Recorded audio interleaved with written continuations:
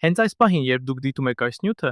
ձեր ուղեղում ակտիվանում են 86 միլիարդ նեյրոն, ստեղծելով այնպիսի բարդ օրինաչափություններ, որոնք մենք դեռևս սկսում ենք հասկանալ։ Բայց ինչ կլիներ, եթե ասեի, որ ձեր ամբողջ գիտելիքը մարդկության պատմության մասին կարող է սխալ լինել։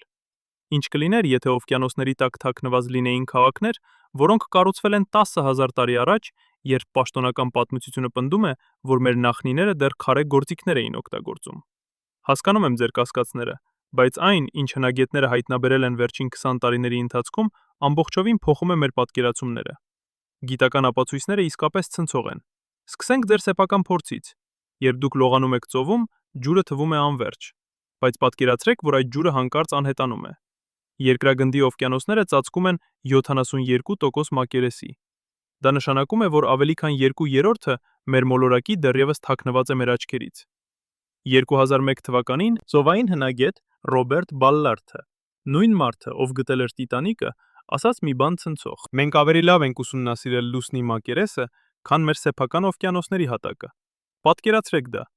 Մենք ուղարկել ենք տիեզերանավեր Մարս, բայց չգիտենք, թե ինչ է թաքնված 3 կիլոմետր խորությամբ մեր ոտքերի տակ։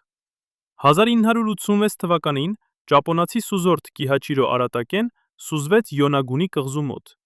Նա փնտրում էր համրաներ, բայց այն, ինչ նա տեսավ 25 մետր խորությամբ, փոխեց ամեն ինչ։ Հսկայական քարե կառույցներ, ուղիղ անկյուններով, աստիճաններ, որոնք իջնում էին խորը,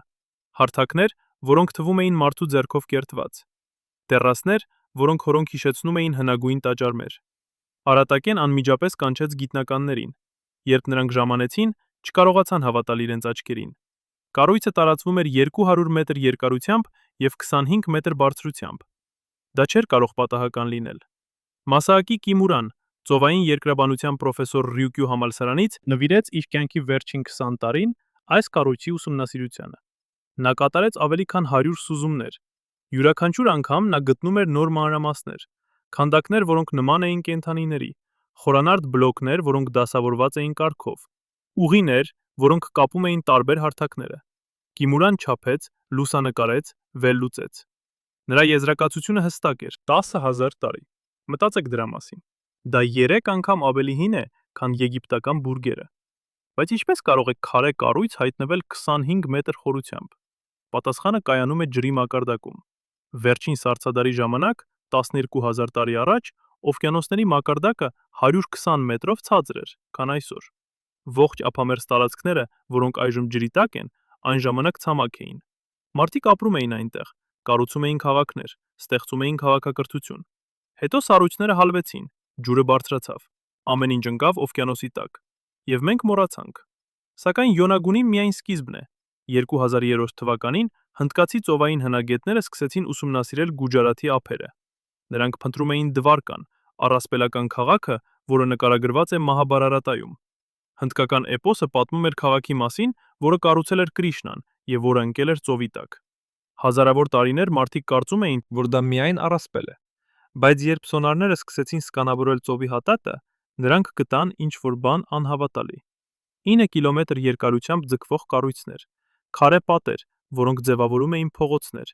հիմքեր, որոնք հիշեցնում էին տներ, նավահանգիստի մնացորդներ։ Հնագետ Սերրոն Հնդկաստանի ազգային օվկիանոսագիտական ինստիտուտից ղեկավարեց պեղումները։ Նրա թիմը բարձրացրեց հատակից հարյուրավոր ապացույցներ. կերամիկա, որը թվագրվեց 9500 տարով, փայտի մնացորդներ, որոնք ցույց էին տալիս նավերի գոյությունը, կապարի խարիսխներ, որոնք օգտագործվել էին շինարարության մեջ։ Յուրաքանչյուր նոր հայտնագործություն հաստատում էր, սա իսկական քաղաք էր։ Դվարկայի կառույցները տարածվում են 40 մետր խորությամբ։ Դա նշանակում է, որ քաղաքը կառուցվել է, երբ ծովի մակարդակը զգալիորեն ցածր էր։ Երկրաբանները հաշվարկեցին, սա պետք է եղած լինի առնվազն 7000 տարի առաջ։ Բայց որոշ կերամիկայի թվագրումը ցույց է տալիս ավելի հին ժամանակաշրջան՝ 9500 տարի։ Դա նշանակում է, որ երբ Եգիպտոսում դեռ չկային բուրգեր, Հնդկաստանում արդեն գոյություն ուներ զարգացած նավահանգիստային քաղաք։ Քաղաք, որը վաճառում էր ծովով։ Քաղաք, որն ուներ ճարտարապետություն և քաղաքային պլանավորում։ Բայց գուցե ամենացնցող հայտնագործությունը եղել է Հյուսիսային ծովում։ Մի տարածք, որը կոչվում է Դոգերլենդ։ Պատկերացրեք հսկայական երկիր, չափերով մեծ, որքան Մեծ Բրիտանիան։ Երկիր, որը կապում էր Անգլիան մայրցամաքային Եվրոպայի հետ։ Երկիր, որտեղ ապրում էին 100,000 մարդիկ։ Այս երկիրը գոյություն ուներ։ Դա ոչ թե առասպել է, այլ գիտական փաստ։ Եվ այն անհետացել է 8000 տարի առաջ։ 2004 թվականին հոլանդացի ձկնորսները քաշեցին իրենց ցանցերը հյուսիսային ծովից։ Ցանցերի մեջ էին ոչ թե ձկներ, այլ մամոնտի ոսկորներ։ Մամոնտի։ Ինչպես կարող էին մամոնտներ լինել ծովի հատակում։ Գիտնականները սկսեցին հետազոտել։ Նրանք օգտագործեցին սեյսմիկ տվյալներ նավթային ընկերություններից, որոնք սկանավորել էին ծովի հատակը։ Այն, ինչ նրանք հայտնաբերեցին, փոխեց ամեն ինչ։ Ծովի հատակի տակ թաքնված էր ամբողջ լանդշաֆտ։ Գետերի հունավորումներ, լճերի ուրվագծեր, հովիտներ եւ բլուրներ։ Սա եղել է ապրելի երկիր։ Վինս Գաֆնին, հնագետ Բիրմինգհեմի համալսարանից, նվիրեց 15 տարի Դոգերլենդի վերականգնմանը։ Նա օգտագործեց ամենաժամանակակից տեխնոլոգիաները ստեղծելու համար եռաչափ քարտեզներ։ Յուրաքանչյուր նոր տվյալ ավելացնում էր մանրամասներ։ Գաֆնին տեսավ, որ Դոգերլենդը չէր եղել պարզապես հող։ Դա եղել է հարուստ էկոսիստեմա։ Գետերը լի էին ձկներով, անտառները որսի կենդանիներով, ափերը ծովային ռեսուրսներով։ Կատարյալ վայր մարդկային բնակության համար։ Հնագետները գտան գործիքներ, նիզակի ծայրեր, որոնք պատրաստված էին կրեմնից, կերամիկայի բեկորներ, որոնք ցույց էին տալիս խեցեղենի օգտագործումը, փայտե կառույցների մնացորդներ, որոնք կարող էին լինել տների հիմքեր։ Յուրաքանչյուր հայտնագործություն պատմում էր պատմություն։ Մարդիկ, ովքեր ապրում էին այստեղ, չէին եղել պարզապես որսորդներ։ Նրանք ունեին համայնքներ, ունեին մշակույթ, ունեին կյանք, որը տևել է հազարավոր տարիներ։ Բայց հետո եկավ ջուրը։ Երբ սառցադարը ավարտվեց, սառույցները սկսեցին հալվել։ Ոչ թե դանդաղ, այլ կատաստրոֆիկ արագությամբ։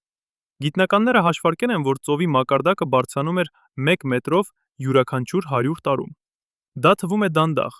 բայց մարդու կյանքի ընթացքում դա նշանակում էր, որ ափերը, որտեղ դուք ծնվել էիք, ձեր ծերության մեջ արդեն ջրի տակ էին։ Ձեր տունը, ձեր գյուղը, ձեր ամբողջ աշխարհը կլանված օվկիանոսի կողմից։ 8200 տարի առաջ տեղի ունեցավ ինչ-որ բան ավելի սարսափելի։ Նորվեգիայի ափերի մոտ ծովի հատակում տեղի ունեցավ հսկայական սողանք։ 3000 խարխորանային կիլոմետր նստվածքներ սահեցին ջրի մեջ։ Սա ստեղծեց ցունամի, որի բարձրությունը հասնում էր 20 մետրի։ Այս ալիքը հարվածեց Դոգերլենդին։ Ժամերի ընթացքում ամբողջ համայնքները ոչնչացվեցին։ Մարդիկ փախան ցամաք, ովքեր չհասցրին, մնացին հավերժ ջրի տակ։ Դոգերլենդը դարձավ հյուսիսային ծով, եւ 100,000 մարդկանց պատմությունը անհետացավ ալիքների տակ։ Այժմ պատկերացրեք, թե քանի այլ քաղաքներ կարող են թաքնված լինել օվկիանոսների տակ։ Երկրագնդի ափերի երկարությունը կազմում է 350,000 կիլոմետր։ Եթե ծովի մակարդակը 120 մետրով ցածր էր, ապա հազարավոր քառակուսի կիլոմետր ցամաք այժմ ջրի տակ է։ Ցամաք, որտեղ մարդիկ ապրել են 10,000 տարի։ Ցամաք, որտեղ նրանք կառուցել են, ստեղծել են, զարգացել են։ Մենք գտել ենք միայն մի քանի վայրեր, բայց դրանք ցույց են տալիս ինչ-որ բան հիանալի։ 2001 թվականին կուբայական եւ կանադական գիտնականների թիմը օգտագործեց սոնար Կուբայի հյուսիսային ափերի մոտ։ Նրանք փնտրում էին խորտակված նավեր, բայց 700 մետր խորությամբ սոնարը ցույց տվեց ինչ-որ բան անսպասելի։ Կառույցներ, սիմետրիկ ձևեր, բլոկներ, որոնք դասավորված էին կարգով։ Պաուլինա Զելիցկին, ծովային ինժեներ, ուսումնասիրեց տվյալները։ Նա տեսավ բուրգերի նման ձևեր,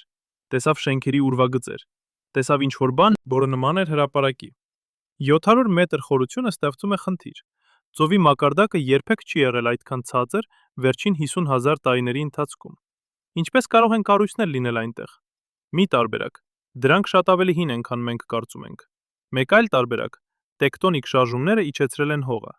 Կամ գուցե մենք դեռ չենք հասկանում, թե ինչպես է փոխվել ծովի մակարդակը, բայց կառույցները այնտեղ են։ Սոնարը չի սխալվում։ Ինչ-որ բան կառուցված է այդ խորությամբ, եւ մենք պետք է իմանանք ինչ։ Այս բոլոր հայտնագործությունները ստիպում իմանալ, մեզ են վերանայել մեր պատմությունը։ Պաշտոնական տեսությունը պնդում է, որ քաղաքակրթությունը սկսվել է 6000 տարի առաջ Միջագետքում, բայց Յոնագունին 10,000 տարեկան է, Դվարկան 9500։ Դոգերլենդը ցույց է տալիս զարգացած համայնքներ 8000 տարի առաջ։ Սա նշանակում է, որ մարդկությունը շատ ավելի հին է, քան մենք սովորեցրել ենք դպրոցում։ Շատ ավելի զարգացած, շատ ավելի բարդ։ Բայց ինչու մենք չգիտեինք դրա մասին։ Պատասխանը պարզ է։ Ջուրը ծածկեց ապացույցները։ Պատկերացրեք, որ ձեր քաղաքը ընկնում է օվկիանոսի տակ։ 1000 տարի անց ինչ կմնա։ Քարե կառույցները, այո, բայց փայտը կփտի,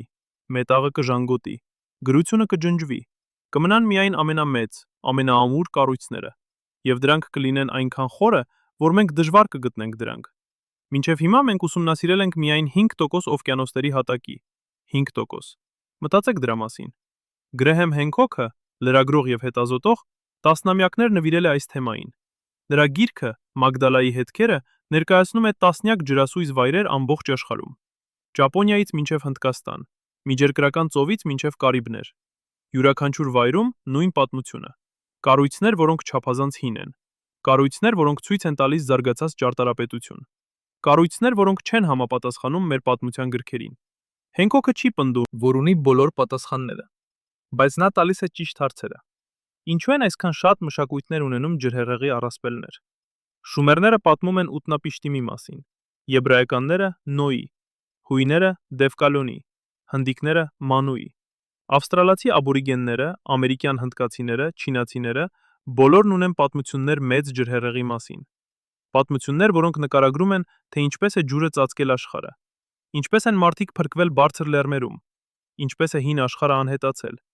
Մենք միշտ կարծել ենք, որ դրանք միայն առասպելներ են, բայց գուցե դրանք հիշողություններ են։ Երբ Սառցադարը ավարտվեց 12000 տարի առաջ, ծովի մակարդակը բարձրացավ 120 մետրով։ Սա տեղի ունեցավ 3000 տարիների ընթացքում, բայց ոչ հավասարաչափ։ Եղան պահեր, երբ հսկայական սառցային պատնեշներ փլուզվեցին, երբ ամբողջ սառցադաշտերը հալվեցին շաբաթների ընթացքում, երբ ջուրը բարձրացավ մետրերով օրվա ընթացքում։ Մարդիկ, ովքեր ապրում էին ափերի մոտ, տեսան, թե ինչպես է ծովը կլանում իրենց տները։ Նրանք փախան։ Պատմեցին իրենց երեխաներին, երեխաները իրենց երեխաներին, եւ այդպես պատմությունը դարձավ առասպել։ Բայց հիմքում կար իրական իրադարձություն։ Այժմ մենք սկսում ենք գտնել ապացույցները։ Յուրաքանչյուր նոր հայտնագործություն հաստատում է, որ մեր նախնիները շատ ավելի զարգացած էին, քան մենք կարծում էինք։ Նրանք կարող էին կառուցել քարե կառույցներ, որոնք դիմանում են 10000 տարի ջրի տակ։ Նրանք կարող էին ստեղծել նավահանգիստներ եւ վաճառել ծովով։ Նրանք կարող էին ապրել համայնքներում 100,000 մարդկանց հետ։ Սա չէր եղել պարզապես քարե դարաշրջան։ Սա եղել է ինչ-որ բան ավելին, բայց մենք դեռ գիտենք շատ քիչ։ Օվկիանոսների տակ թաքնված են տասնյակ, գուցե հարյուրավոր այլ վայրեր։ Վայրեր, որոնք կարող են փոխել մեր ամբողջ պատկերացումը պատմության մասին։ Վայրեր, որոնք կարող են ցույց տալ, որ քաղաքակրթությունը շատ ավելի հին է, շատ ավելի համընդհանուր, շատ ավելի կապված։ Մենք պետք է շարունակենք փնտրել։ Պետք է սուզվենք ավելի խորը։ Պետք է հարցնենք ավելի շատ հարցեր։ Պատկերացրեք, որ դուք կանգնած եք ձեր տան պատուհանի մոտ։ Դուք նայում եք փողոցին, մարդկանց, մեքենաներին, ամեն ինչ թվում է ծանոթ եւ հավերժական։ Բայց հիմա պատկերացրեք, որ ջուրը սկսում է բարձրանալ։ Դանդաղ, բայց անդադար։ Առաջին օրը մի սանտիմետր։ Առաջին շաբաթը 10 սանտիմետր։ Առաջին ամառաջին ամիսը կես մետր։ Դուք տեղափոխվում եք ավելի բարձր, բայց ջուրը շարունակում է գալ։ Տարի անց ձեր տունը ջրի տակ է։ 10 տարի անց ամբողջ ձեր քաղաքը։ 100 տարի անց ամեն ինչ, ինչ դուք ճանաչել եք։ Սա տեղի ունեցավ մեր նախնիների հետ, եւ նրանք չկարողացան ոչինչ անել, բայց նրանք թողեցին հետքեր, քարե կառույցներ, որոնք դիմանում են հազարամյակներ, գործիքներ, որոնք պահպանվում են նստվածքների մեջ, պատմություններ, որոնք փոխանցվում են սերնդից սերունդ։ Եվ այժմ, երբ մենք ունենք տեխնոլոգիա, ուսումնասիրելու օվկիանոսների հատակը, մենք սկսում ենք լսել այդ հետքերը։ Սկսում ենք հասկանալ, որ մեր պատմությունը շատ ավելի երկար է, քան մենք կարծում էինք, շատ ավելի հարուստ, շատ ավելի բարդ։ Եվ սա միայն սկիզբն է։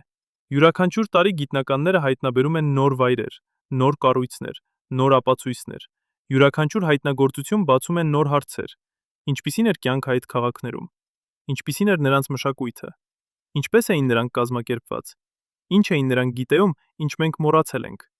Պատասխանները թաքնված են խորությունների մեջ, եւ մենք պետք է գտնենք դրանք, որովհետեւ սա ոչ միայն անցյալի մասին է, սա նաեւ ապագայի մասին է։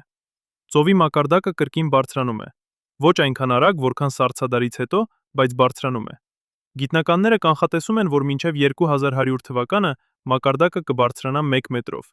Դա թվում է քիչ, բայց 1 մետրը նշանակում է, որ միլիոնավոր մարդիկ կկորցնեն իրենց տները։ Ամբողջ կղզիները կանհետանան։ Ափամերձ քաղաքները կհեղեղվեն։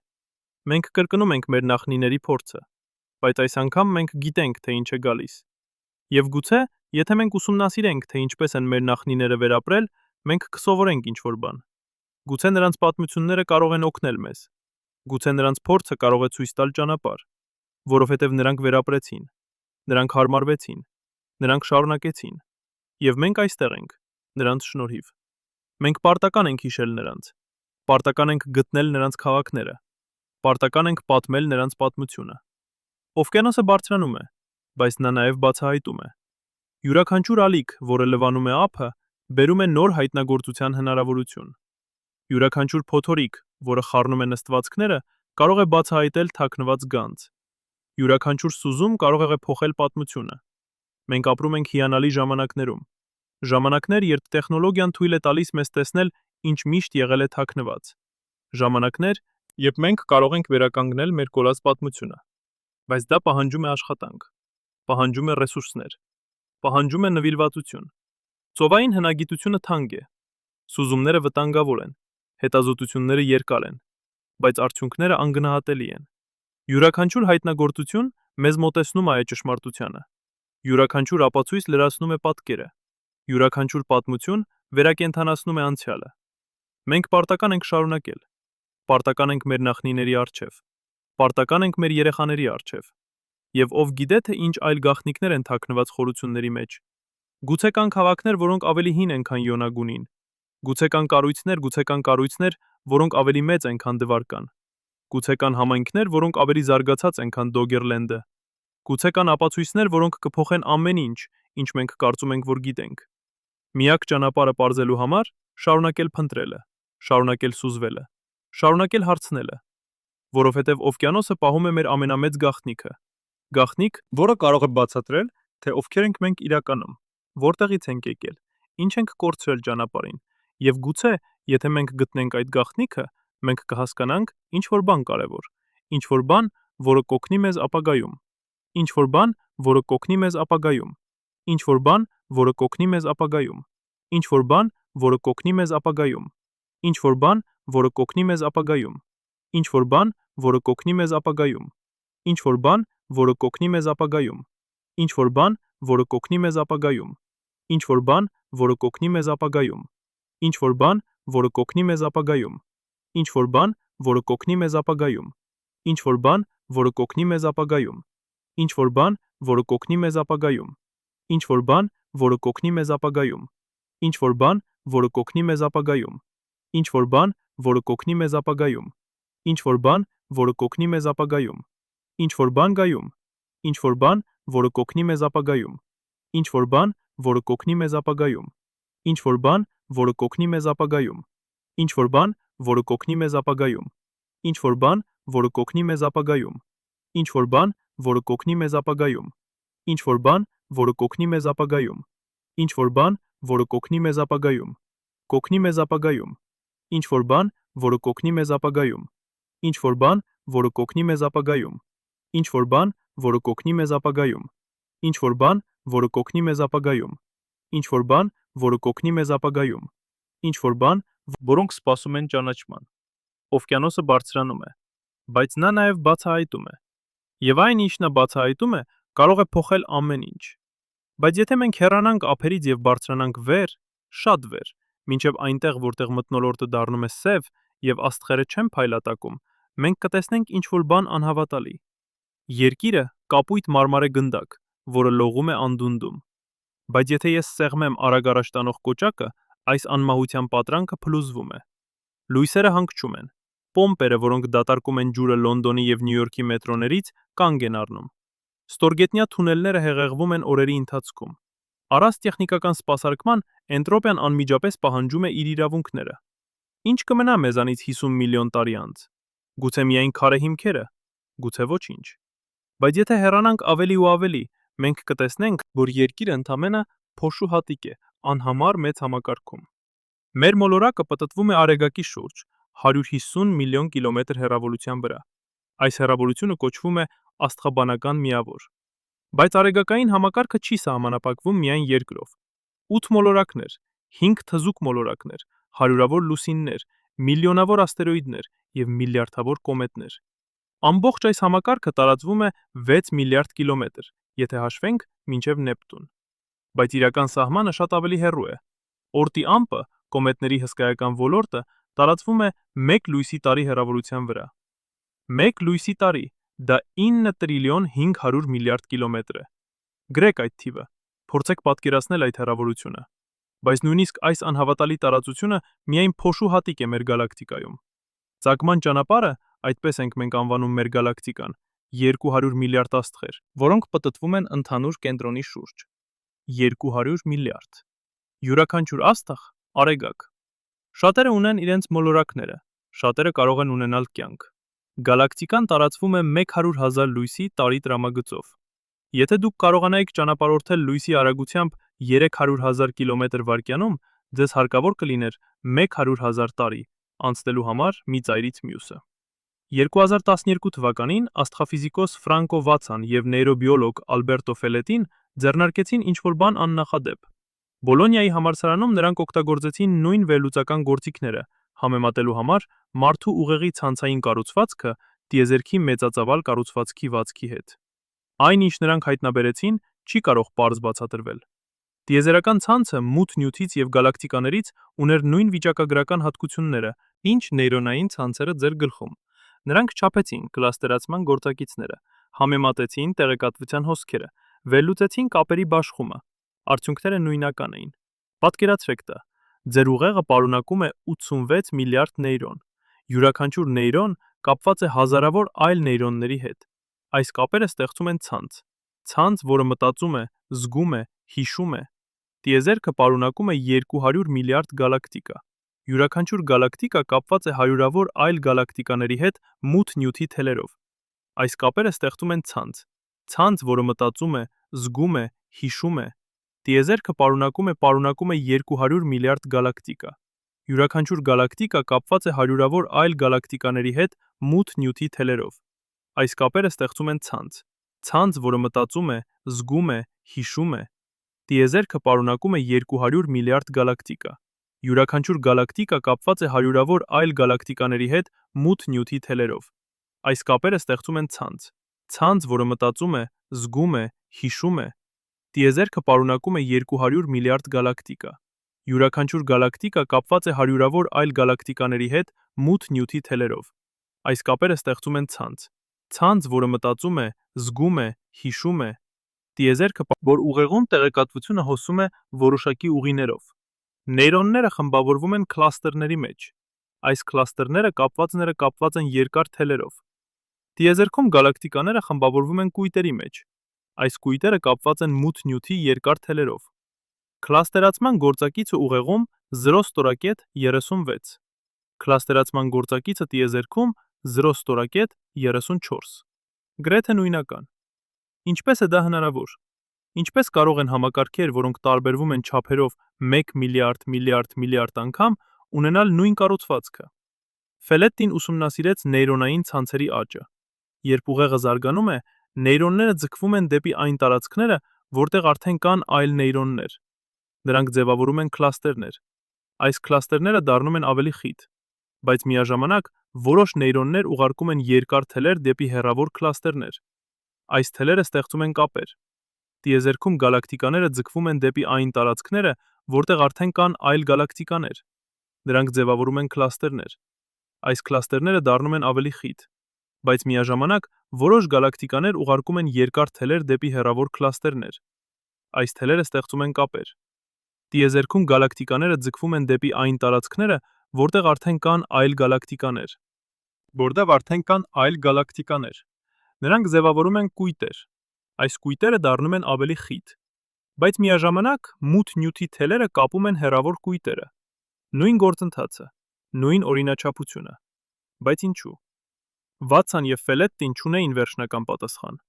Նրանք առաջարկեցին մի տեսություն։ Գուցե բնությունը օգտագործում է նույն հիմնական սկզբունքները տարբեր մասշտաբներում։ Գուցե կան համընդհանուր օրենքներ, որոնք կառավարում են ցանցերի ձևավորումը, անկախ նրանից, թե դրանք նեյրոններ են, թե գալակտիկաներ։ Գուցե տիեզերքը ինքնակազմակերպվում է նույն ձևով, ինչ ուղեղը, կամ գուցե ուղեղը զարգացել է այնպես, որ արտացոլի տիեզերքի կառուցվածքը։ Մենք դեռ չգիտենք, բայց նմանությունը չափազանց ուժեղ է, որպեսզի լինի պատահական։ Հասկանում եմ կատարյալ, թե ինչի մասին եք մտածում հիմա։ Սա հնչում է որպես պսևդոգիտություն, որպես միստիկա,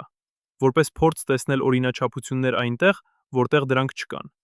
Բայց սա ոչ թե միստիկա է, այլ մաթեմատիկա։ Վատսան եւ Ֆելետտին չեն ասում, որ տիեզերքը ուղեղ է։ Նրանք ասում են, որ երկու համակարգերն էլ հետևում են նույն մաթեմատիկական օրենքներին։ Օրենքներ, որոնք կառավարում են ցանցերի ձևավորումը։ Օրենքներ, որոնք կարող են կիրառվել ամեն տեղ, սոցիալական ցանցերից մինչև էլեկտրական ցանցեր, մինչև կենսաբանական ցանցեր։ Եվ սա բացում է հիանալի հարցեր։ Եթե տիեզերքը եւ ուղեղը ունեն նույն կառուցվածքը, արդյոք դա նշանակում է ինչ-որ բան ավելին։ Արդյոք տիեզերքը կարող է մտածել։ Արդյոք գիտակցությունը կարող է լինել ոչ միայն ուղեղում, այլ նաև ավելի մեծ մասշտաբներում։ Սրանք փիլիսոփայական հարցեր են, բայց դրանք հիմնված են կոշտ գիտության վրա, հիմնված են չափումների, վերլուծությունների, վիճակագրության վրա, եւ դրանք ստիպում են մեզ վերանայել մեր տեղը տիեզերքում։ Բայց եկեք շարունակենք մեր ճանապարհորդությունը։ Եկեք հեռանանք ավելի ու ավելի։ Ծագման ճանապարհը ոչ թե մենակ է տիեզերքում։ Մեր գալակտիկան մաս է կազմում տեղական խմբի։ Տեղական խումբը պարունակում է 54 գալակտիկա։ Ամենամեծը Անդրոմեդան 2.500.000 լույսի տարի հեռավորության վրա։ Անդրոմեդան ավելի մեծ է, քան ծագման ճանապարհը։ 1 տրիլիոն աստղ։ 2 անգամ ավելի շատ, քան մեզ մոտ։ Եվ նա մոտենում է։ Յուրաքանչյուր վայրկյան Անդրոմեդան մոտենում է մեզ 110 կիլոմետրով։ 4 միլիարդ տարի անց երկու գալակտիկաները կբախվեն։ Բախում, որը կտևի միլիարդավոր տարիներ։ Աստղերը կանցնեն միմյանց միջով, գազի ամպերը կբախվեն եւ կստեղծեն նոր աստղեր։ Սև խորոչները կմիաձուլվեն։ Վերջում կձևավորվի մեկ հսկայական գալակտիկա։ Գիտնականները արդեն ունեն անուն դրա համար՝ Միլկոմեդա։ Բայց մի անհանգստացեք, արեգակային համակարգը հավանաբար կպահպանվի։ Աստղերը այնքան հեռու են միմյանցից, որ բախումները չափազանց հազվադեպ են։ Տեղական խումբը ինքը մաս է կազմում ավելի մեծ կառուցվածքի՝ կույսի գերկույտը։ 100,000 գալակտիկա, որոնք տարածվում են 110 միլիոն լույսի տարի տրամագծով։ Պատկերացրեք այդ մասշտաբը՝ 100,000 գալակտիկա։ Յուրաքանչյուրը պարունակում է միլիարդավոր աստղեր։ Յուրաքանչյուր աստղ կարող է ունենալ մոլորակներ։ Յուրաքանչյուր մոլորակ կարող է ունենալ կյանք։ Թվերը դառնում են այնքան մեծ, որ մենք կորցնում ենք հասկացողությունը։ Բայց դրանք իրական են։ Դրանք չափված են։ Դրանք հաստատված են։ Կույսի գերկույտը ձգվում է դեպի ավելի մեծ կառուցվածք՝ Լանյակյա գերկույտը։ Անունը նշանակում է անհամար երկինք հավայերենով։ 100,000 գալակտիկաներ, որոնք տարածվում են 500 միլիոն լույսի տարի տրամագծով։ Ամբողջ այս գալակտիկաները շարժվում են դեպի մեկ կենտրոն։ Կենտրոն, որը կոչվում է մեծ գրավիչ։ Տարածք, որտեղ գրավիտացիան այնքան ուժեղ է, որ ձգում է 100,000 գալակտիկաներ։ Մենք չգիտենք, թե ինչ է այնտեղ։ Գուցե հսկայական գալակտիկաների կույտ։ Գուցե ինչ-որ բան ավելին։ Բայց նույնիսկ Լանյակյան միայն մի փոքր մասն է տիեզերքի ամբողջական կառուցվածքի։ Երբ աստղաֆիզիկոսները քարտեզագրեցին գալակտիկաների բաշխումը, նրանք տեսան ինչ-որ բան ցնցող։ Գալակտիկաները չեն բաշխված պատահականորեն։ Նրանք ձևավորում են ցանց։ Հսկայական թելեր, որոնք տարածվում են հիհարյուրավոր միլիոն լույսի տարիներով։ Այս թելերը կապում են գերկույտերը։ Իսկ թելերի միջև կան հսկայական դատարկություններ։ Դատարկություններ, որտեղ գրեթե չկան գալակտիկաներ։ Դատարկություններ, որոնք տարածվում են 200 միլիոն լույսի տարիներով։ Այս կառուցվածքը կոչվում է տիեզերական ցանց, եւ նա նման է նեյրոնային ցանցի։ Թելերը, ինչպես նեյրոնների աքսոնները, գերկույտերը, ինչպես նեյրոնների կլաստերները, դատարկությունները, ինչպես տարածությունները նեյրոնների միջև։ Վատսան չափեց այս կառուցվածքի պարամետրերը, համեմատեց դրանք ուղեղի հետ։ Արդյունքները կրկին նույնական էին։ Տիեզերական ցանցը եւ նեյրոնային ցանցը հետևում են նույն մաթեմատիկական օրենքներին, նույն կլաստերացման գործակիցները, նույն կապերի բաշխումը, նույն տեղեկատվության հոսքերը։ Բայց ինչպես է դա հնարավոր։ Ինչպես կարող է տիեզերքը, որը տարածվում է միլիարդավոր լույսի տարիներով, ունենալ նույն կառուցվածքը, ինչ ուղեղը, որը տեղավորվում է գանգի մեջ։ Պատասխանը կայանում է ինքնակազմակերպման երբման մեջ։ Երբ դուք ունեք շատ տարրեր, որոնք փոխազդում են միմյանց հետ, նրանք սկսում են ձևավորել օրինաչափություններ։ Այս օրինաչափությունները չեն կախված տարրերի բնույթից, նրանք կախված են փոխազդեցության օրենքներից։ Նեյրոնները փոխազդում են էլեկտրական ազդանշանների միջոցով, գալակտիկաները փոխազդում են գրավիտացիայի միջոցով, բայց երկու դեպքում էլ փոխազդեցությունը հետևում է նմանատիպ օրենքների։ Ուժը նվազում է հեռավորության հետ։ Տարրերը ձգվում են դեպի խիտ տարածքները։ Կապերը ձևավորվում են ամենաարդյունավետ ուղիներով։ Այս պարզ օրենքները ստեղծում են բարդ կառուցվածքներ։ Կառուցվածքներ, որոնք նման են միմյանց, անկախ մասշտաբից։ Սա կոչվում է ֆրակտալային կառուցվածք։ Օրինաչափություն, որը կրկնվում է տարբեր մասշտաբներում։ Ծառի ճյուղերը նման են ամբողջ ծառին։ Գետի վտակները նման են ամբողջ գետային համակարգին։ Թոքերի բրոնխները նման են ամբողջ թոքերին։ Բնությունը սիրում է ֆրակտալները, որովհետև դրանք արդյունավետ են։ Դրանք թույլ են տալիս ծածկել մեծ տարածություն փոքր ռեսուրսներով։ Թույլ են տալիս կապել շատ կետեր կարճ ուղիներով։ Թույլ են տալիս ստեղծել բարդություն պարզ օրենքներից։ Եվ տիեզերքը հետևում է այս սկզբունքին։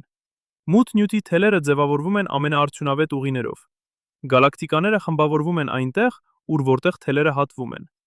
Գերկույտերը կապվում են երկար թելերով։ Ամբողջ կառուցվածքը նման է հսկայական ցանցի։ Ցանցի, որը տարածվում է ամբողջ տիեզերքով։ Ցանցի, որը պարունակում է ամեն ինչ, ինչ գոյություն ունի։ Ցանցի, որը գուցե ինչ-որ կերպ կապված է մեզ հետ։ Որովհետև մենք մաս ենք այդ ցանցի։ Մեր ատոմները ծնվել են աստղերում։ Մեր մարմինները կազմված են տիեզերական փոշուց։ Մեր ուղեղները արտացոլում են տիեզերքի կառուցվածքը։ Մենք ոչ թե առանձին ենք տիեզերքից։ Մենք տիեզերքի մի մասն ենք, որը դարձել է գիտակից։ Մի մասը, որը կարող է դիտել ինքն իրեն։ Մի մասը, որը կարող է հարցնել. ինչու։ Եվ այս հարցը բերում է մեզ դեպի ինչ-որ բան խորը։ Եթե տիեզերքը եւ ուղեղը ունեն նույն կառուցվածքը, արդյոք դա պատահական է։ Արդյոք դա պարզապես մաթեմատիկական նմանություն է, թե դա ինչ-որ բան ավելին է։ Արդյոք տիեզերքը ինքնագիտակից է։ Արդյոք գիտակցությունը հիմնական հատկություն է տիեզերքի։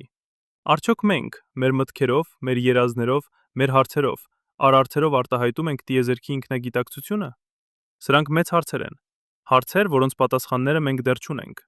Բայց հարցերը ինքնին արժեքավոր են, որովհետև նրանք ստիպում են մեզ մտածել, ստիպում են մեզ հետազոտել, ստիպում են մեզ փնտրել։ Եվ այդ փնտրումը, այդ ճանապարհորդությունն անհայտի մեջ, հենց դա է, ինչ մեզ դարձնում է մարդ։ Ոչ թե պատասխանները, այլ հարցերը։ Ոչ թե վերջնակետը, այլ ճանապարհը։ Եվ այս ճանապարհը դեռ շարունակվում է,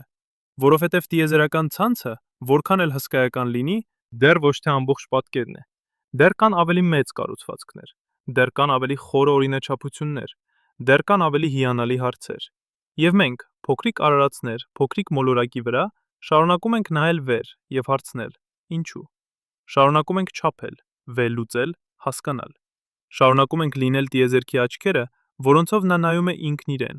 Եվ սա դեռ ոչ թե վերջն է։ Պատկերացրեք, որ սեղմում եք ամբողջ մոլորակի պատմությունը 1-24 ժամյա օրվա մեջ։ Երկիրը ձևավորվում է հենց կեսգիշերին։ Պարզ կյանքը հայտնվում է առավոտյան ժամը 4-ի սահմաններում։ Դինոզավրերը դուրս են գալիս ցամաք ժամը 22:49-ին։ Որտեղ ենք մենք այս գրաֆիկում։ Անատոմիկորեն ժամանակակից մարդը հայտնվում է ժամը 23:59 եւ 56 վայրկյանին։ Մեզ հատկացված է ընդամենը 4 վայրկյան։ 4 վայրկյան 24 ժամից։ Ինչ կմնա այդ 4 վայրկյաններից 1 միլիարդ տարի անց։ Ինչ կմնա մեր քաղաքներից, մեր արվեստից, մեր գիտությունից։ Գուցե ոչինչ։ Գուցե միայն ռադիոակտիվ շերտ նստվածքներում։ Բայց եթե հեռանանք ավելի ու ավելի, եթե տեսնենք ամբողջ պատկերը, մենք կհասկանանք ինչ-որ բան ավելի խորը։ Տիեզերական ցանցը, որը տարածվում է միլիարդավոր լույսի տարիներով, դեռ ոչ թե վերջնական սահմանն է։ Երբ աստղաֆիզիկոսները նայում են ավելի հեռու, նրանք տեսնում են ինչ-որ բան անհավատալի։ Գալակտիկաները շարունակում են տարածվել։ Գերկույտերը շարունակում են կապվել։ Ցանցը շարունակում է աճել, մինչև որ հասնում ենք սահմանին։ Ոչ թե տիեզերքի սահմանին, որովհետև տիեզերքը կարող է անվերջ լինել, այլ դիտելի տիեզերքի սահմանին։ Սահման, որը սահմանվում է լույսի արագությամբ եւ տիեզերքի տարիքով։ 13 միլիարդ 800 միլիոն տարի առաջ տիեզերքը սկսվեց։ Մենք չգիտենք ինչից, մենք չգիտենք ինչու, բայց մենք գիտենք երբ։ Այդ պահից ի վեր լույսը ճանապարհորդել է դեպի մեզ։ Լույսը, որը մենք տեսնում ենք այսօր, մեկնել է 13 միլիարդ 800 միլիոն տարի առաջ։ Սա նշանակում է, որ մենք կարող ենք տեսնել միայն այն մասը տիեզերքի, որտեղից լույսը հասցրել է հասնել մեզ։ Այս տարածքը կոչվում է դիտելի տիեզերք, եւ նրա տրամագիծը կազմում է 86 միլիարդ լույսի տարի։ Սպասեք, ինչպես կարող է տրամագիծը լինել 86 միլիարդ, եթե տիեզերքի տարիքը 13 միլիարդ 800 միլիոն։ Պատասխանը կայանում է ընդլայնման մեջ։ Տիեզերքը ոչ միայն մեծանում է, այլ նաև արագանում է։ Երբ լույսը մեկնում էր դեպի մեզ, տարածությունը ինքը ընդլայնվում էր։ Այսպիսով, աղբյուրը, որտեղից լույսը մեկնել էր, այժմ շատ ավելի հեռու է, քան 13 միլիարդ 800 միլիոն լույսի տարի։ Նա այժմ 43 միլիարդ լույսի տարի հեռավորության վրա նայենք բոլոր ուղղություններով, մենք տեսնում ենք ոլորտ։ Տրամագծով 86 միլիարդ լույսի տարի։ Այս ոլորտի ներսում կան 2 տրիլիոն գալակտիկաներ։ 2 տրիլիոն։ Յուրաքանչյուր գալակտիկա պարունակում է միջինում 100 միլիարդ աստղ։ Սա նշանակում է 200 սեքստիլիոն աստղ։ 2 հետևում են 20 զրոներ։ Գրեք այդ թիվը։ Փորձեք պատկերացնել այդ քանակությունը։ Յուրաքանչյուր աստղ արեգակ։ Շատերը ունեն մոլորակներ։ Շատ մոլորակներ կարող են ունենալ կյանք։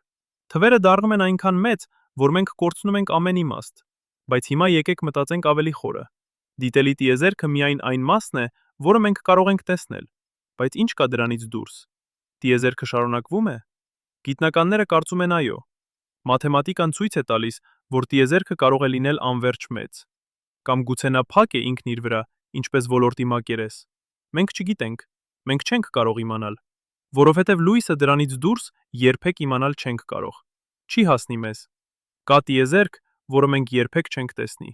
Տիեզերք, որը գոյություն ունի, բայց մեզ համար անհասանելի է, եւ սա բերում է մեզ դեպի ինչ-որ բան խորը։ Մենք ապրում ենք կղզու վրա, կղզի տեղեկատվության մեջ։ Կղզի, որը սահմանափակված է լույսի արագությամբ եւ տիեզերքի տարիքով։ Դրանից դուրս կարող են լինել անվերջ շատ այլ կղզիներ, այլ գալակտիկաներ, այլ աստղեր, այլ մոլորակներ, այլ քոլորակներ, այլ քաղաքակրթություններ։ Բայց մենք երբեք չենք իմանա դրանց մասին։ Դրանք գոյություն ունեն մեզ համար միայն որպես մաթեմատիկական հնարավորություն, որպես փիլիսոփայական հարց, որպես անհասանելի իրականություն։ Բայց նույնիսկ մեր կղզու ներսում, դիտելի տիեզերքում, մենք տեսնում ենք ինչ-որ բան խորհրդավոր։ Երբ աստղաֆիզիկոսները չափեցին գալակտիկաների պտտման արագությունը, նրանք հայտնաբերեցին խնդիր։ Գալակտիկաները պտտվում էին չափազանց արագ, այնքան արագ, որ նրանք պետք է քայքայվեին, բայց նրանք չէին քայքայվում։ Ինչ-որ բան պահում էր դրանք միասին, ինչ-որ բան, որը մենք չէինք տեսնում, ինչ-որ բան, որը չէր արձակում լույս, ինչ-որ բան, որը միայն գրավիտացիայի միջոցով էր փոխազդում։ Նրանք անվանեցին այն մութ նյութ։ Եվ երբ նրանք հաշվարկեցին, թե որքան մութ նյութ պետք է լինի բացատրելու համար դիտարկումները, նրանք ստացան ցնցող թիվ՝ 85% տիեզերքի զանգվածի։ 85%։ Սա նշանակում է, որ ամեն ինչ, ինչ մենք տեսնում ենք, աստղերը, գալակտիկաները, գազի ամպերը, մենք ինքներս, կազմում է միայն 15% տիեզերքի։ Մնացած 85%-ը անտեսանելի է։ Մենք չգիտենք ինչից է այն կազմված։ Մենք չգիտենք ինչու է այն գոյություն ունենում։ Մենք միայն գիտենք, որ այն այնտեղ է։ Բայց սա դեռ ոչ թե ամբողջ պատկերն է։ Երբ աստղաֆիզիկոսները չափեցին տիեզերքի ընդլայնման արագությունը, նրանք հայտնաբերեցին ինչ-որ բան ավելի տարօրինակ։ Տիեզերքը ոչ միայն ընդլայնվում էր, այլ նաև արագանում էր։ Սա չպետք է լիներ։ Գրավիտացիան պետք է դանդաղեցներ ընդլայնումը, բայց ինչ-որ բան հրում էր գալակտիկաները ավելի արագ եւ ավելի արագ։ Ինչ-որ բան, որը գործում էր հակառակ գրավիտացիային, հակառակ գրավիտացիային։ Ինչ-որ բան, որը լցնում էր ամբողջ տիեզերքը։ Նրանք անվանեցին այն մութ էներգիա։ Եվ երբ նրանք հաշվարկեցին, թե որքան մութ էներգիա պետք է լինի բացատրելու համար արագացումը, նրանք ստացան ավելի ցնցող թիվ՝ 70% տիեզերքի էներգիայի։ 70%։ Սա նշանակում է 95% տիեզերքի մեզ համար ամբողջովին անհասկանալի է։ Հասկանում եմ կատարյալ, թե ինչի մասին եք մտածում հիմա։ Բոլորս լսել ենք, թե ինչպես են մարդիկ փորձում օգտագործել քվանտային ֆիզիկան արդարացնելու համար ամեն ինչ, բյուրեղներով բուժումից մինչև էքստրասենսոր կարողություններ։ Մեծ մասամբ դա բացարձակ անհեթեթություն է։ Գիտնականները իրավացի են զայրանալ։ Բայց ինչ կլիներ, եթե այս փաստի հետևում ինչ-որ բան ավելին կա։ Ինչ կլիներ չլիներ, եթե գիտակցության եւ նյութի միջև կապը ոչ թե պսևդոգիտական ֆանտազիա է։ Երբ քվանտային ֆիզիկոսները ուսումնասիրում են մասնիկները, նրանք հայտնաբերում են ինչ-որ բան տարօրինակ։ Մասնիկը կարող է լինել միաժամանակ երկու վայրում, կարող է լինել միաժամանակ մասնիկ եւ ալիք։ Բայց երբ դուք դիտում եք մասնիկը, երբ դուք չափում եք այն ընտրում է մեկ վիճակ։ Դիտումը փոխում է իրականությունը։ Սա կոչվում է դիտողի էֆեկտ։ Եվ նա ստիպում է մեզ հարցնել. ինչ դեր է խաղում գիտակցությունը իրականության ստեղծման մեջ։ Ռոջեր Փենրոզը, մաթեմատիկոս եւ ֆիզիկոս, ով ստացել է Նոբելյան մրցանակ, առաջարկեց տեսություն։ Նա ասաց, որ գիտակցությունը ունը կարող է լինել քվանտային երևույթ, որ մեր ուղևներում տեղի են ունենում քվանտային գործընթացներ, որ գիտակցությունը ծագում է քվանտային վիճակների կոլապսից։ Սա ոչ թե ապացուցված տեսություն է, շատ գիտնականներ ոչ թե ապացուցված տեսություն է։ Շատ գիտնականներ կասկածում են դրանում, բայց դա լուրջ գիտական հիպոթեզ է։ Հիպոթեզ, որը փորձում է կապել երկու մեծագույն խորհուրդները՝ գիտակցությունը եւ քվանտային մեխանիկան։ Եվ եթե Փենրոուզը ճիշտ է, եթե գիտակցությունը իսկապես քվանտային երևույթ է, ապա դա նշանակում է ինչ-որ բան խորը։ Դա նշանակում է, որ գիտակցությունը ոչ թե պարզապես ուղեղի արտադրանք է, դա նշանակում է, որ գիտակցությունը կապված է տիեզերքի հիմնական կառուցվածքի հետ։ Կապված է այն օրենքների հետ, որոնք կառավարում են իրականությունը։ Կապված է քվանտային դաշտերի հետ, որոնք լցնում են ամբողջ տիեզերքը։ Բայց եկեք լինենք ազնիվ մեր գիտելիքների սահմանների մասին։ Մենք չգիտենք ինչ է մութ նյութը։ Մենք գիտենք, որ այն գոյություն ունի։ Մենք տեսնում ենք նրա գրավիտացիոն ազդեցությունը։ Մենք տեսնում ենք, թե ինչպես է այն ծռում լույսը։ Մենք տեսնում ենք, թե ինչպես է այն պահում գալակտիկաները միասին։ Բայց մենք չգիտենք ինչից է այն կազմված։ Գուցե դրանք նոր տեսակի մասնիկներ են։ Գուցե դրանք փոփոխված գրավիտացիոն օրենքներ ունեն։ Գուցե դրանք ինչ-որ բան ամբողջովին այլ են։ Մենք պարզապես չգիտենք։ Մութ էներգիան ավելի խորհրդավոր է։ Մենք գիտենք, որ այն գոյություն ունի։ Մենք տեսնում ենք, թե ինչպես է այն արագացնում տիեզերքի ընդլայնումը։ Բայց մենք չունենք գաղափար։ Ինչ է այն։ Գուցե դա վակուումի էներգիան է։ Գուցե դա նոր տեսակի դաշտ է։ Գուցե դա տիեզերքի կոսմոլոգիական հաստատունն է։ Գուցե դա ինչ-որ բան է, որը մենք դեռ չենք պատկերացնում։ Մենք չգիտենք։ Եվ սա ոչ թե թուլություն է, այլ ազնվություն։ Գիտությունը առաջանում է ոչ թե պատասխաններից, այլ հարցերից։ Գիտակցությունը նույնպես խորհուրդ է։ Մենք գիտենք, որ այն գոյություն ունի։ Մենք ապրում ենք այն յուրաքանչյուր վայրկյան, բայց մենք չգիտենք ինչ է այն։ Ինչպես է նեյրոնների էլեկտրական ակտիվությունը ստեղծում սուբյեկտիվ փորձառություն։ Ինչպես է նյութը դառնում գիտակից։ Ինչպես է ուղեղը ստեղծում եսի զգացումը։ Սրանք կոչվում են գիտակցության դժվար խնդիրներ։ Եվ մենք չունենք լուծումներ։ Մենք ունենք տեսություններ, մենք ունենք հիպոթեզներ, բայց մենք չունենք վերջնական պատասխաններ։ Գուցե գիտակցությունը emergent հատկություն է, ինչ-որ բան, որը ծագում է բարդ համակարգերից։ Ինչպես թե ջուրը թաց է, բայց առանձին ջրածնի և թթվազնի ատոմները չեն։ Ինչպես թե երթևեկության կոպիտ առաջանում է առանձին մեքենաների փոխազդեցությունից։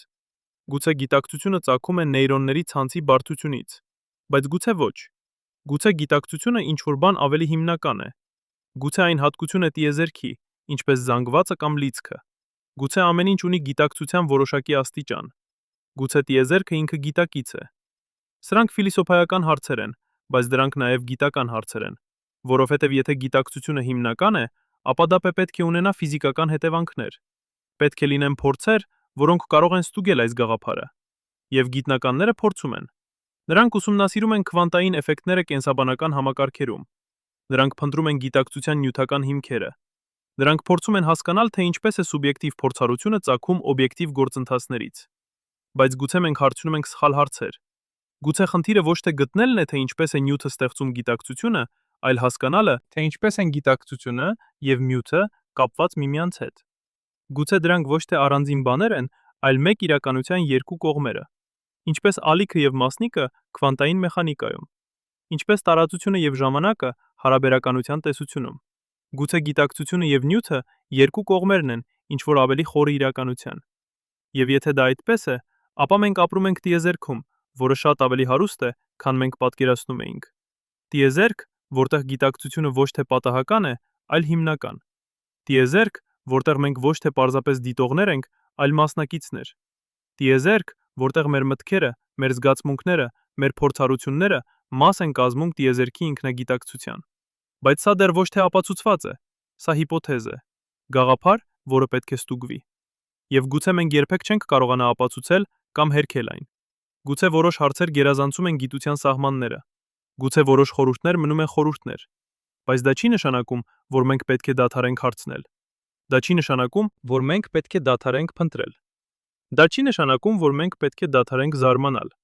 Որովհետև զարմանքը, այդ զգացումը, երբ դուք նայում եք գիշերային երկինքին և զգում ձեր սեփական աննշանակությունը,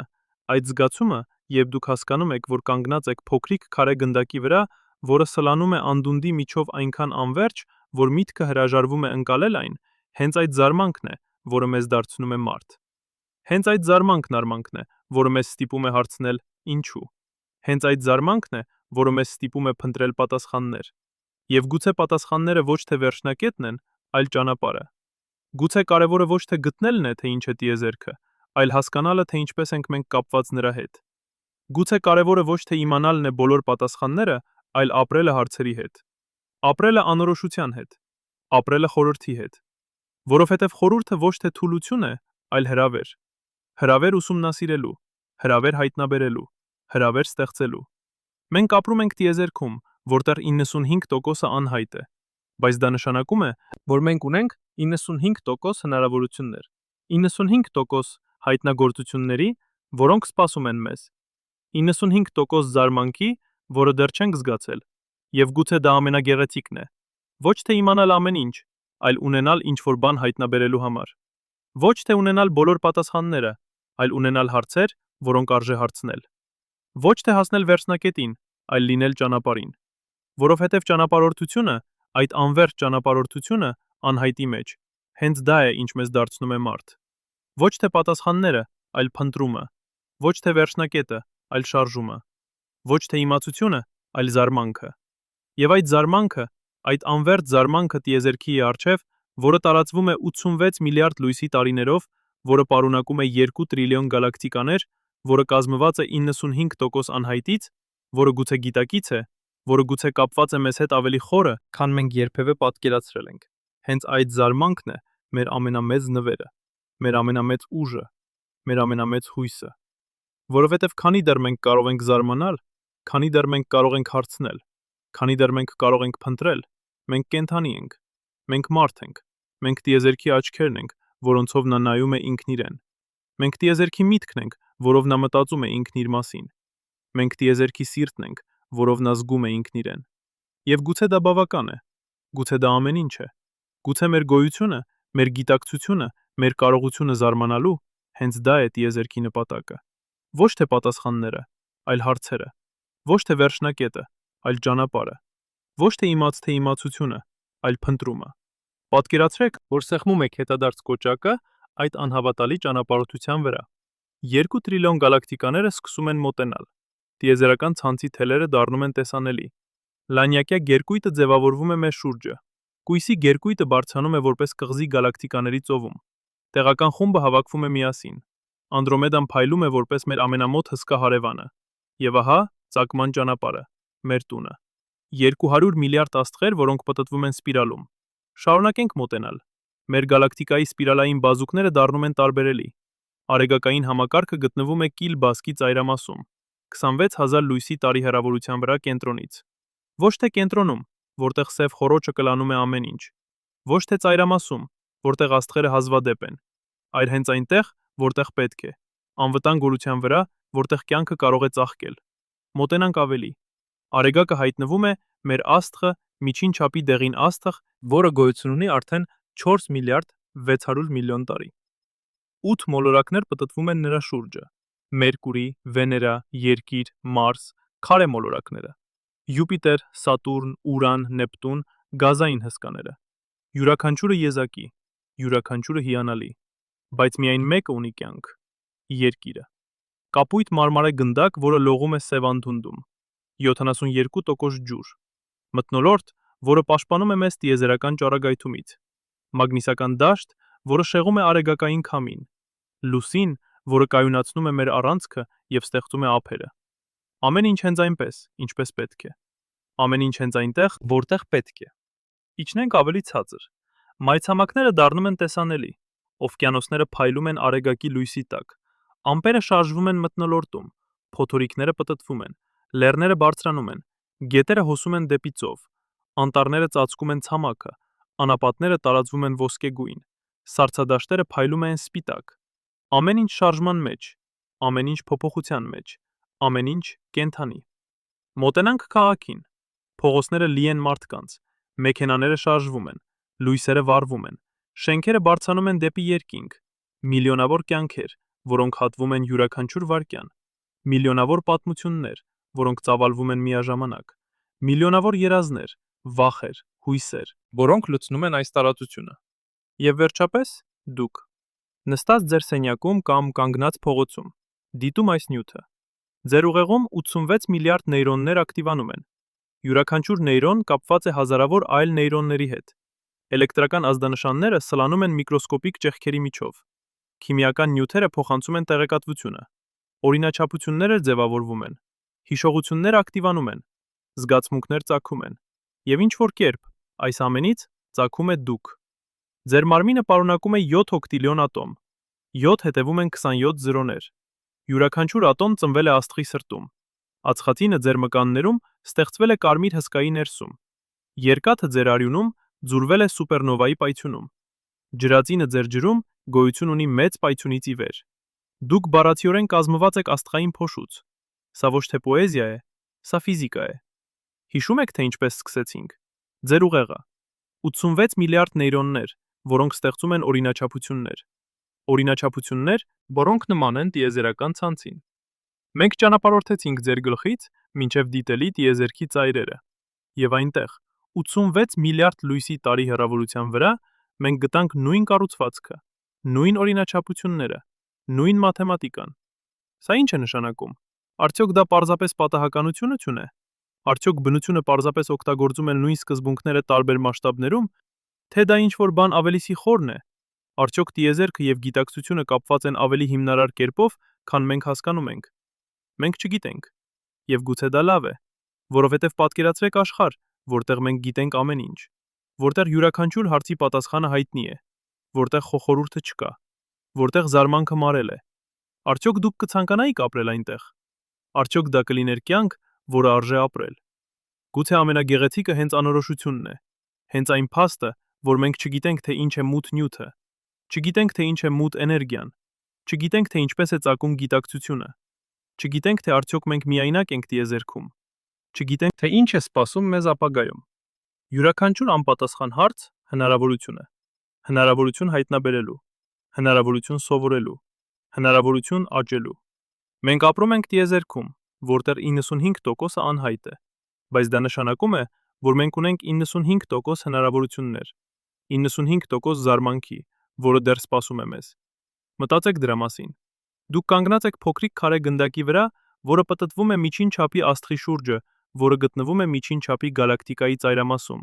որը մաս է կազմում գերկույտի, որը մաս է կազմում ցանցի, որը տարածվում է 86 միլիարդ լույսի տարիներով։ Դուք կազմված եք ատոմներից, որոնք ծնվել են աստղերում, որոնք մահացել են միլիարդավոր տարիներ առաջ։ Ձեր ուղեղը արտացոլում է տիեզերքի կառուցվածքը։ Ձեր գիտակցությունը գուցե կապված է քվանտային դաշտերի հետ, որոնք լցնում են ամբողջ տիեզերքը։ Եվ այս ամենի մեջ, այս անհավատալի բարդության մեջ, այս անհամար մեծության մեջ դուք կարող եք զգալ ձեր աննշանակությունը։ Կարող եք մտածել. ինչ նշանակություն ունի իմ կյանքը այս անդունդի մեջ։ Ինչ նշանակություն ունեն իմ երազները, իմ վախերը, իմ հույսերը, երբ տիեզերքը այդքան անհամար մեծ է։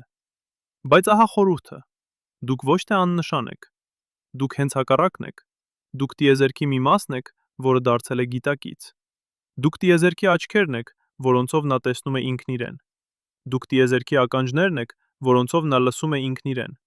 Դուք տիեզերքի միտքն եք, որով նա մտածում է ինքն իր մասին։ Առանց ձեզ, առանց գիտակցության, տիեզերքը կլիներ պարզապես նյութ եւ էներգիա, որոնք շարժվում են մութության մեջ։ Բայց ձեզ հետ տիեզերքը արթնանում է։ Տիեզերքը ճանաչում է ինքն իրեն։ Յուրաքանչյուր անգամ, երբ դուք նայում եք աստղերին եւ զարմանում, տիեզերքը զարմանում է ինքն իրեն։ Յուրաքանչյուր անգամ, երբ դուք հարցնում եք ինչու, տիեզերքը հարցնում է ինքն իրեն։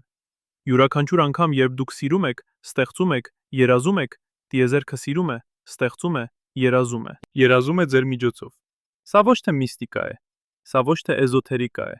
սա պարզապես փաստ է։ Դուք կազմված եք տիեզերքից։ Ձեր ատոմները տիեզերքի ատոմներն են։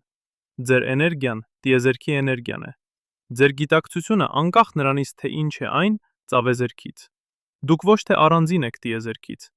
դուք տիեզերքն եք։ Եվ սա նշանակում է, որ ձեր կյանքը ունի նշանակություն։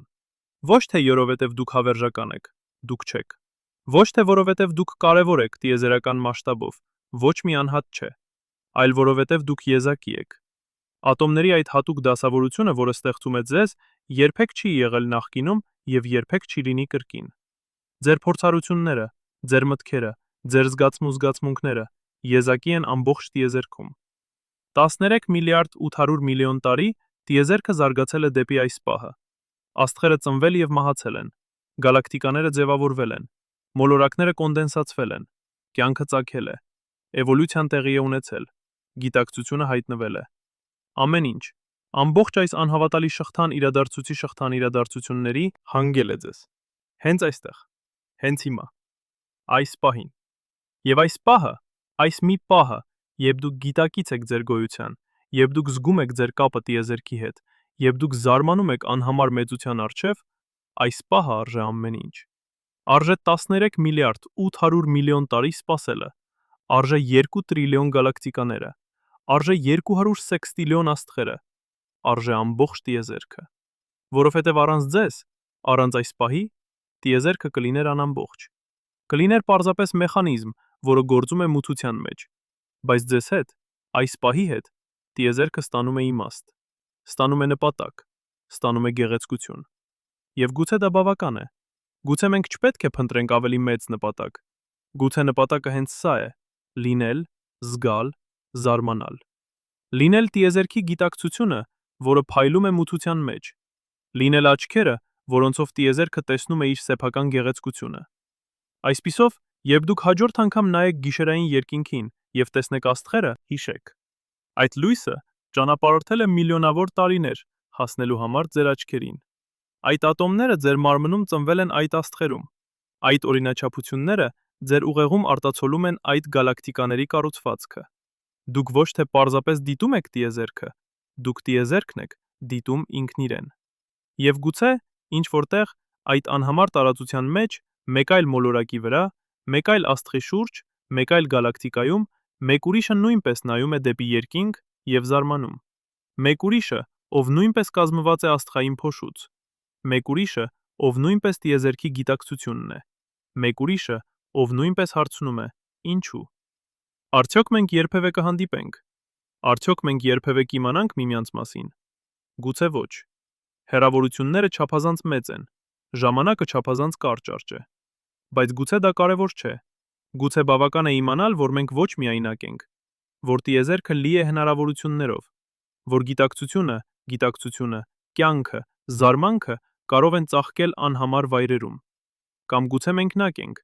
Գուցե կյանքը այդքան հազվադեպ է, այդքան թանկագին է, այդքան փխրուն է, որ մենք միակներս ենք ամբողջ դիտելի տիեզերքում։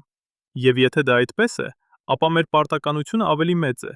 Մեր պարտականությունը պահպանել այս փոքրիկ կապույտ գնդակը, պահպանել այս կյանքը, պահպանել այս գիտակցությունը։ Որովհետև եթե մենք անհետանանք, գուցե տիեզերքը կրկին կդառնա մութ, կրկին կդառնա անգիտակից, կրկին կդառնա պարզապես նյութ եւ էներգիա, որոնք շարժվում են դատարկության մեջ, բայց մենք չգիտենք, եւ գուցե մենք երբեք չենք իմանա, եւ գուցե դա լավ է։ Որովհետև խորհուրդը, անորոշությունը, անհայտը, դրանք են, որ մեզ ստիպում են շարունակել փնտրել, շարունակել հարցնել, շարունակել զարմանալ։ Այսպիսով, ահա մենք, փոքրիկ արարածներ փոքրիկ մոլորակի վրա, որը պտտվում է անդունդի միջով, կազմված աստղային փոշուց, ունենալով ուղեղներ, որոնք արտացոլում են տիեզերքի կառուցվածքը, ունենալով գիտակցություն, որը գուցե կապված է ամեն ինչի հետ, ապրելով կարճ պահ անվերջության մեջ, բայց այս մի պահում մենք կենդանի ենք, մենք գիտակից ենք, մենք զարմանում ենք, եւ գուցե դա բավական է, գուցե դա ամեն ինչ է։ Արդյոք տիեզերքը ունի նպատակ։ Արդյոք կա իմաստ այս ամենին։ Արդյոք մենք մաս ենք ինչ-որ ավելի մեծ պլանի։ Մենք չգիտենք, բայց գուցե հարցը ինքը պատասխանն է։ Գուցե նպատակը հենց փնտրումն է։ Գուցե իմաստը հենց հարցնելն է։ Գուցե պլանը հենց զարմանքն է։ Եվ այդ զարմանքը, այդ անվերջ զարմանքը, որը մենք զգում ենք, երբ նայում ենք աստղերին, երբ մտածում ենք տիեզերքի մասին, երբ հասկանում ենք մեր կապը ամեն ինչի հետ, հենց այդ զարմանքն է մեր ամենամեծ նվերը, մեր ամենամեծ ուժը, մեր ամենամեծ հույսը։ Որովհետև քանի դեռ մենք կարող ենք զարմանալ, մենք կենդանի ենք։ Քանի դեռ մենք կարող ենք հարցնել, մենք մարդ ենք։ Քանի դեռ մենք կարող ենք փնտրել, մենք ունենք ապագա։ Այսպիսով, շարունակեք նայել վեր։ Շարունակեք հարցնել, ինչու։ Շարունակեք զարմանալ անհամար մեծության առջև։ Որովհետև այդ զարմանքը, այդ հարցերը, այդ փնտրումը հենց դրանք են, որ մեզ դարձնում են այն, ինչ մենք ենք։ Տիեզերքի գիտակցությունը, աստղային փոշին, որը արթնացել է, անդունդը, որը նայում է ինքն իրեն։ Եվ գուցե, վերջապես, ամենակարևոր հարցը ոչ թե ինչու ենք մենք այստեղ է, այլ ինչ ենք մենք անելու այն ժամանակով, որը մենք ունենք։ Որովհետև ժամանակը կարճ է, տիեզերքը անվերջ է, բայց այս մի պահը, երբ դուք գիտակից եք, երբ դուք զարմանում եք, երբ դուք կենդանի եք, այս պահը ձերն է։ Ինչ կանեք դրանով։